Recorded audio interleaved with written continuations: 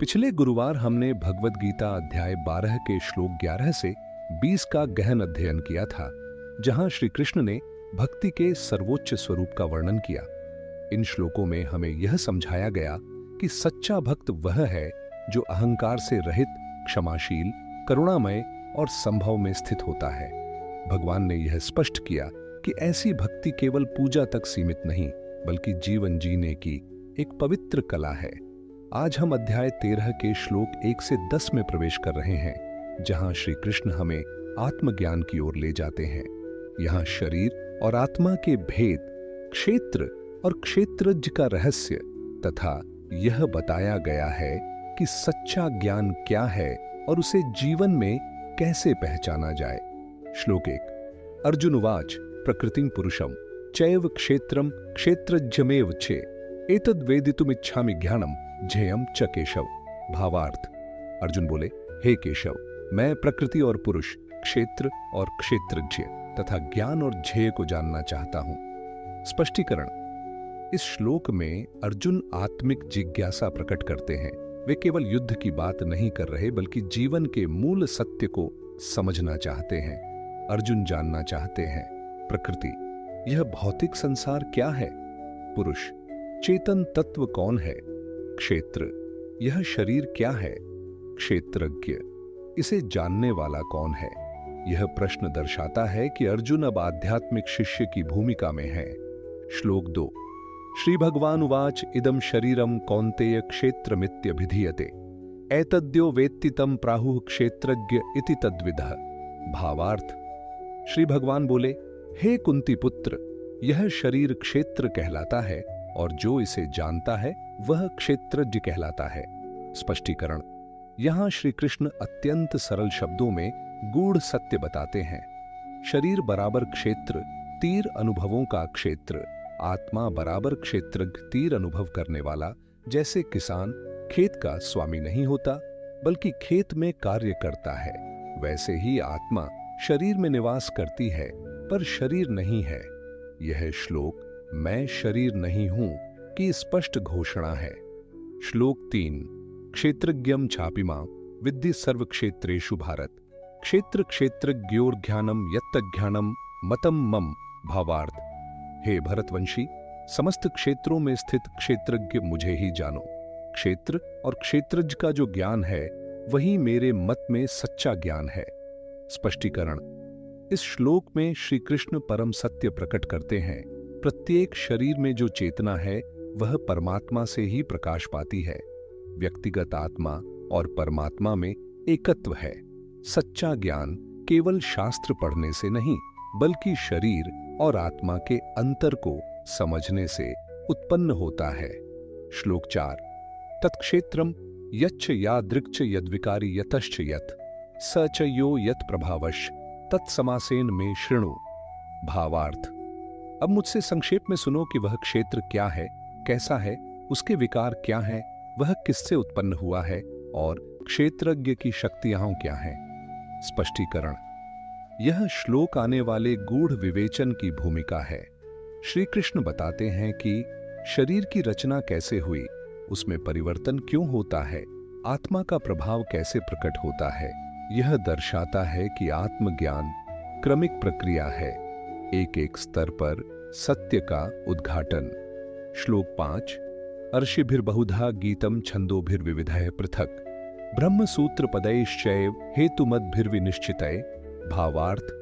यह ज्ञान अनेक ऋषियों द्वारा विभिन्न वैदिक छंदों में तथा तर्कयुक्त ब्रह्मसूत्रों द्वारा भली भांति प्रतिपादित किया गया है। स्पष्टीकरण। श्री कृष्ण स्पष्ट करते हैं कि यह ज्ञान नया नहीं है। यह वेदों, उपनिषदों और ब्रह्मसूत्रों में वर्णित है।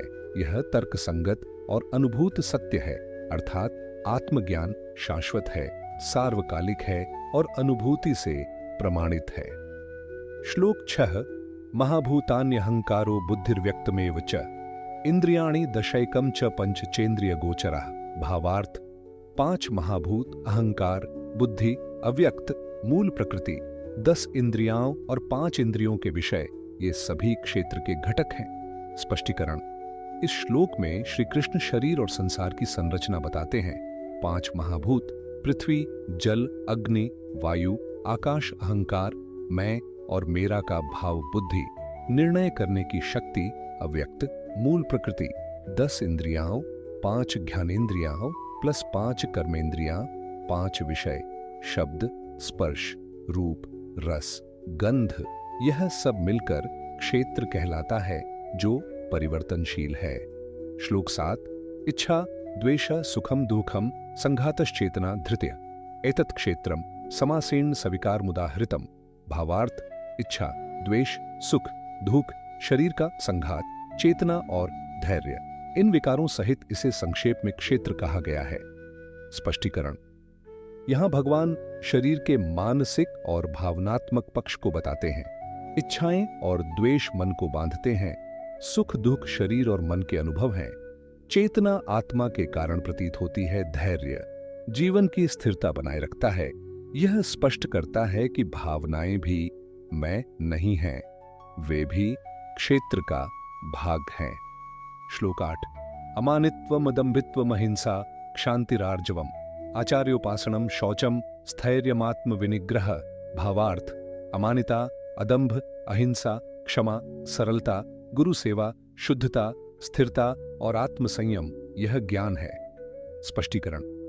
श्री कृष्ण बताते हैं कि सच्चा ज्ञान केवल पढ़ाई नहीं बल्कि जीवन शैली है।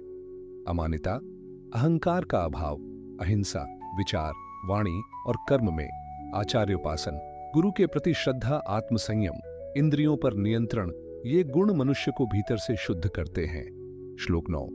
इंद्रियार्थेषु वैराग्यमनहंकारेव च जन्म मृत्यु जराव्याधि दुःख दोषानुदर्शनम। भावार्थ, इंद्रिय विषयों से वैराग्य, अहंकार का त्याग तथा जन्म, मृत्यु, बुढ़ापा और रोग के दुख को देखना, यह ज्ञान है। स्पष्टीकरण। यह श्लोक जीवन की अस्थिरता का बोध कराता है। भोगों से आसक्ति दुख का कारण है, अहंकार आत्मज्ञान में बाधक है, जीवन के सत्य को स्वीकार करना ही विवेक है। यह दृष्टि मनुष्य को वैराग्य और संतुलन सिखाती है। श्लोक 10। असक्तिरण भिष्वंगः पुत्रदार गृहादिषु नित्यं च समचित्तत्वमिष्टानिष्टोपत्तिषु।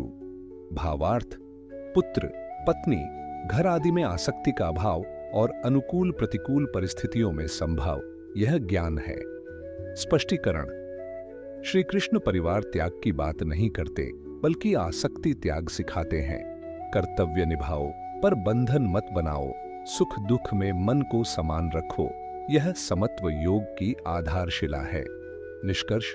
अध्याय 13 के श्लोक 1 से 10 हमें यह सिखाते हैं कि हम केवल यह शरीर नहीं हैं बल्कि उसके साक्षी आत्मा हैं। शरीर और मन परिवर्तनशील हैं पर आत्मा शाश्वत है। श्री कृष्ण बताते हैं कि सच्चा ज्ञान बाहरी विद्या नहीं बल्कि विनम्रता, अहिंसा, संयम, वैराग्य और संभव जैसे गुणों से प्रकट होता है। जब मनुष्य मैं और मेरा की सीमाओं से ऊपर उठकर आत्मा को पहचानता है, तभी उसके जीवन में वास्तविक शांति और विवेक का जन्म होता है। अगले गुरुवार हम भगवद गीता अध्याय 13 के श्लोक 11 से 20 का अध्ययन करेंगे, जहां श्री कृष्ण ध्येय तत्व परम ब्रह्म का वर्णन करेंगे। इन श्लोकों में हमें यह समझने का अवसर मिलेगा कि वह परम सत्य क्या है जिसे जानकर मनुष्य जन्म मृत्यु के बंधन से मुक्त हो सकता है। अंत में, यदि यह ज्ञान उपयोगी लगा हो तो कृपया वीडियो को लाइक करें, चैनल को सब्सक्राइब करें और इसे अन्य साधकों तक पहुंचाएं। हरि ओम तत्सत।